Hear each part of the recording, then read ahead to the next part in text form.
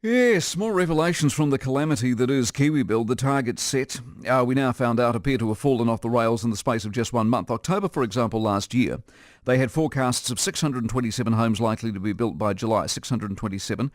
Already, of course, well off track because they promised 1,000. But by the next month, that number had crashed to 347. Texts between Phil Twyford and the former KiwiBuild head Stephen Barclay show concerns were raised as far back as August. August last year, they knew things were going off the rails. Ashley Church, property commentator, is back with us on the program. Ashley, good morning to you. G'day, Mike. Is this a scam?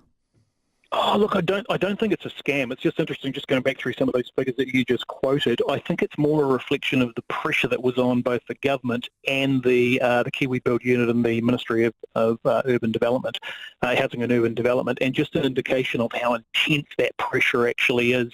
And when you look at this, the communication that took place between, it was actually Stephen Barclay, Mike, that took place between Barclay and Twyford back in August. It's interesting because just quoting the wording of that text, he says, "To be frank, I'm disappointed that a number of leads I talked to you about haven't closed." I think I can tell you what that means. I think what happened was that those numbers that they released in October, the 627 homes that were supposed to be built by July, and in fact they were talking about another 430, so that on those numbers they would have reached their 1,000.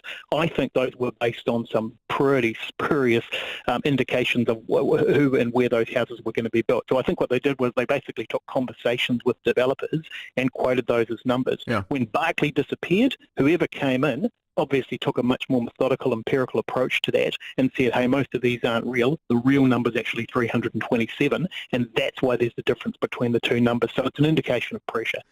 But the reason I asked the scam question, if they were seriously concerned in August, if I'd asked Minister Twyford in August how things are going, he would have told me no worries at all, we're on track, which would have been simply not true.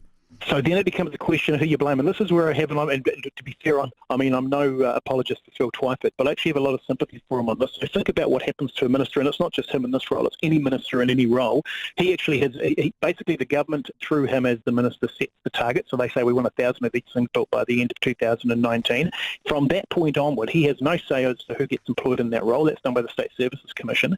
And then he has no ability to actually have an input into the process, but if it falls over as it has in this case, he's totally responsible. So I actually have some sympathy for him in that regard, but nonetheless, you're absolutely right. This thing's fallen over. It's fallen over spectacularly, and somewhere along the line, we have to find out, not so much heads rolling, because I think Barclay's gone, but we need to find out why that happened and actually put this thing back on track so that we can get those sorts of numbers. Can it ever be put back on track? Because here's what we also didn't know. They knew all along that in the 10-year program, 100,000 houses over 10 years, that 20% of them were going to be built in the final 2 years. But the 20% is when you didn't build the 10,000 in year one because you built 1,000 even though they didn't. That's 9 shuffled to year two, making it 19 in year two, which wouldn't have got built, shuffled some more into 3. You're talking about tens of thousands of houses in the final 2 years, and they're not going to be in government. They knew they were never going to be in government because no government last 10 years. That was a policy never going to be completed, and they knew it.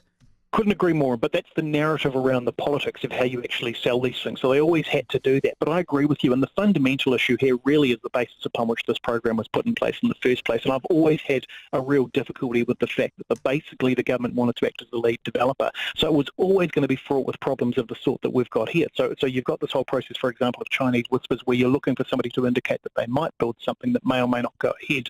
When if they basically put this into the private sector, said, here's the parameters, here's what we want, but you guys do it in a normal commercial environment where you're operating commercially, I think that they'll be sitting at their 1,000 now and getting toward those sorts of numbers over the next 5 or 10 years. But that's simply not going to happen the way the policy is currently constructed. All right, Ashley, appreciate your insight as always. Ashley Church, property commentator. And here's the problem from here on in. One, they're not giving us any more numbers, no more targets between now and the next election. The Institute of Economic Research, or it was the Real Estate Institute rather, the Real Estate Institute wanted numbers. They said with major projects like this, you need confidence in the marketplace. Give us some numbers between now and the next election as to how many you're going to build. They're not going to do it, and they're not going to do it because they can't possibly come up with any numbers because their credibility is shot to bits.